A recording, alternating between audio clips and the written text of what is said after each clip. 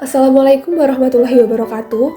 Kami Ruci Handayani NIM 050 dan Dinda Kamalia NIM 088 ingin menjelaskan mengenai interaksi sosial. Interaksi sosial merupakan hubungan sosial yang terjadi secara dinamis perorangan dan kelompok manusia, sehingga tanpa adanya interaksi sosial tidak akan mungkin menciptakan sistem sosial. Sehingga dapat disimpulkan bahwa interaksi sosial dapat terjadi jika melibatkan minimal dua individu yang saling memberikan respon. Faktor yang mempengaruhi interaksi sosial yang pertama adalah tindakan sosial, yang kedua adalah kontak sosial, dan yang ketiga adalah komunikasi sosial. Selanjutnya, tindakan sosial tersebut dibagi ke dalam 4 bagian. Yang pertama adalah tindakan rasional instrumental, merupakan tindakan yang dilakukan oleh individu atau kelompok dengan mempertimbangkan harapan dan kepantasan yang akan diraih. Misalnya, belajar dengan rajin agar dapat meraih cita-citanya. Selanjutnya, yang kedua adalah tindakan rasional berorientasi nilai, berupa tindakan yang disesuaikan dengan tatanan nilai yang berlaku di dalam sistem sosial sebagai nilai dasar perilaku. Misalnya, melakukan kegiatan yang berkaitan dengan tindakan magis sebagai patokan ideologi. Yang ketiga adalah tindakan tradisional, yaitu segala tindakan yang mengabaikan nalar dan logika, tetapi meyakini memiliki manfaat secara batiniah.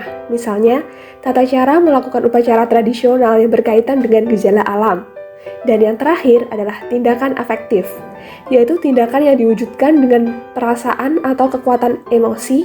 Misalnya, seseorang yang menyayangi pasangannya sebagai hubungan antar individu yang saling berkomitmen. Berikutnya adalah kontak sosial. Kontak sosial dapat dimaknai sebagai hubungan yang saling mempengaruhi antar komponen pada sistem sosial tertentu.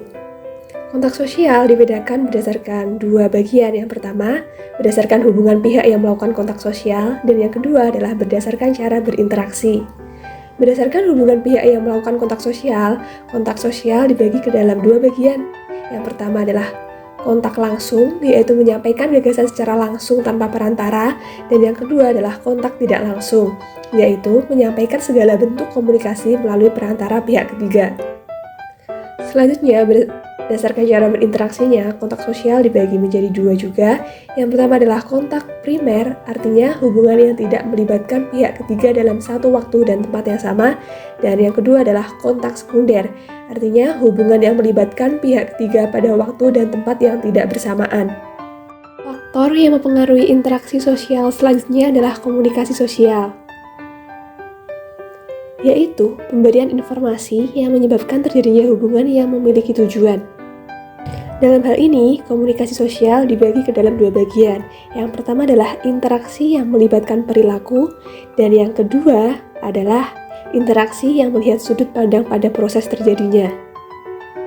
Nah, dalam slide ini, kita akan membahas mengenai interaksi yang melibatkan perilaku. Yang pertama adalah interaksi antar individu. Artinya, individu yang satu memberikan pengaruh, rangsangan, atau stimulus kepada individu lainnya, dan individu lainnya tersebut bereaksi atau merespon sesuai dengan pengaruh yang diberikannya. Misalnya berjabat tangan, bertegur sapa, berdebat ilmiah, dan berselisih paham.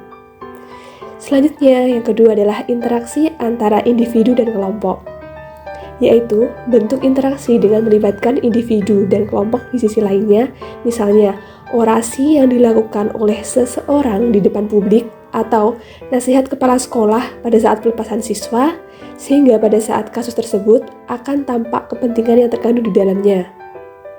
Dan yang terakhir adalah interaksi antar kelompok, yaitu bentuk interaksi yang melibatkan dua kelompok atau lebih dalam melakukan kontak dan komunikasi, misalnya tawuran antar pelajar yang dewasa ini marak terjadi, atau perselisihan antar desa yang merebutkan tanah adat.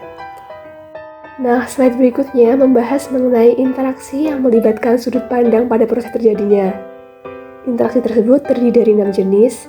Yang pertama adalah imitasi, artinya pembentukan nilai atau karakter sosial dengan menirukan cara-cara yang dilakukan oleh orang lain. Misalnya, seseorang yang menirukan perilaku yang ada pada tokoh idolanya. Selanjutnya, yang kedua adalah identifikasi, yaitu menirukan seseorang dengan sama persis dan menghilangkan daya kreativitasnya. Misalnya, seseorang yang selalu berpenampilan seperti Michael Jackson pada pergaulannya. Nah, yang ketiga adalah sugesti, merupakan perasaan yang ada pada seseorang sebagai wujud perasaan nyaman jika melakukan perintah dari orang lain.